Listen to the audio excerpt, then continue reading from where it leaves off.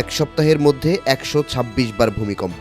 Japan, Indonesia কিংবা chilli হলে হয়তো বিষয়টিকে স্বাভাবিকভাবে দেখতেন অনেকে। তবে দেশটির নাম যখন ইরান, তখন দুবার ভাবতেই হয়। পারস্য উপসাগরের দিকে একটু একটু করে এগোচ্ছে যুক্তরাষ্ট্রের নৌবহর আর্মাডা। খামেনি প্রশাসনের সাজানো গোছানো মসনদ ভেঙে যাবার মুখে।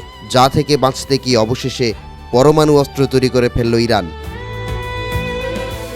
তেহরান টাইমসের প্রতিবেদন বলছে, গত ১৭ থেকে ২৩ জানুয়ারি পর্যন্ত দেশ জুড়ে ১২৬টি ভূমিকম্প রেকর্ড করা হয়েছে, যার মধ্যে ৩ মাত্রার ভূমিকম্প ছিল ১১০টি, আর একটি ভূমিকম্পের মাত্রা ছিল ৫ মাত্রার বেশি। তেহরান বিশ্ববিদ্যালয়ের ভূপদার্থবিদ্যা ইনস্টিটিউটের সিসমোলজিক্যাল নেটওয়ার্ক এই তথ্য তুলে ধরেছে।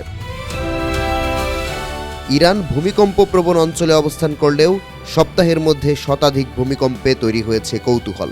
দেশটির মিসাইল সহ বেশিরভাগ অস্ত্র পরীক্ষাগারের অবস্থান মাটির নিচে। এমনকি অতীতেও ইরান বহুবার ভূগর্ভে অস্ত্র পরীক্ষা চালিয়েছে। পশ্চিমা নিষেধাজ্ঞা সত্ত্বেও দীর্ঘদিন ধরেই পরমাণু অস্ত্র তৈরির চেষ্টা করছে তেহরান। গেল বছরের জুনে ইরানের পরমাণু কর্মসূচি ধ্বংসে বাংকার ব্লাস্টার বোমা ব্যবহারের তথ্য দেয় যুক্তরাষ্ট্র। তবে খামেনি প্রশাসন জানায় এতে ক্ষতি হয়েছে সামান্য। পরিসংখ্যান বলছে, খোরসান রাজাভিতে সবচেয়ে বেশি ১৪ বার ভূমিকম্প অনুভূত হয়েছে। এর পরেই রয়েছে কেরমান, ইস্পাহান ও দক্ষিণ খোরসান। ইস্পাহান সহ বেশ কয়েকটি প্রদেশে ইরানের পরমাণু কেন্দ্র রয়েছে, তাই দুয়ে দুয়ে ৪ মিলিয়ে ফেলছেন অনেকেই। তেহরান বিশ্ববিদ্যালয়ের পরিসংখ্যানে জানা যায়, ২০২৪ সালের মার্চ থেকে পরবর্তী ১২ মাসে দেশে ৬,২০০-র বেশি ভূমিকম্প রেকর্ড করা হয়েছে। ইরানি মালভূমি বিশ্বের অন্যতম ভূমিকম্প প্রবণ অঞ্চলে অবস্থিত।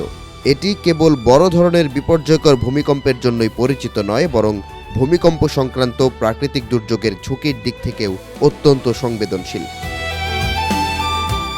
বিশ্বের মোট ভূমিকম্পের প্রায় ২% ইরানে ঘটে, কিন্তু বিংশ শতাব্দীতে বিশ্বজুড়ে ভূমিকম্পে নিহতদের ৬%-এরও বেশি ইরানের ভূমিকম্পে প্রাণ হারিয়েছে বলে জানা গেছে।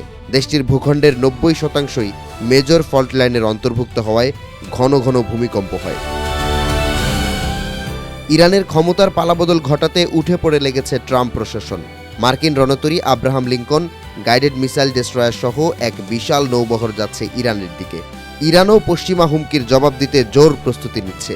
এরই অংশ হিসেবে পরমাণু বোমার সফল পরীক্ষা চালানোর ফলাফল এই ভূমিকম্প বলে মনে করছেন অনেকে। বিশ্লেষকরা বলছেন, গণমাধ্যম নিয়ন্ত্রিত হওয়ায় দেশটির সাংবাদিকরা প্রকৃত তথ্য প্রকাশ করতে পারেন না। তাই যতদিন খামেনি প্রশাসন থেকে আনুষ্ঠানিক কোনো ঘোষণা আসবে না, ততদিন পর্যন্ত ধোঁয়াশায় থাকবে বিশ্ববাসী।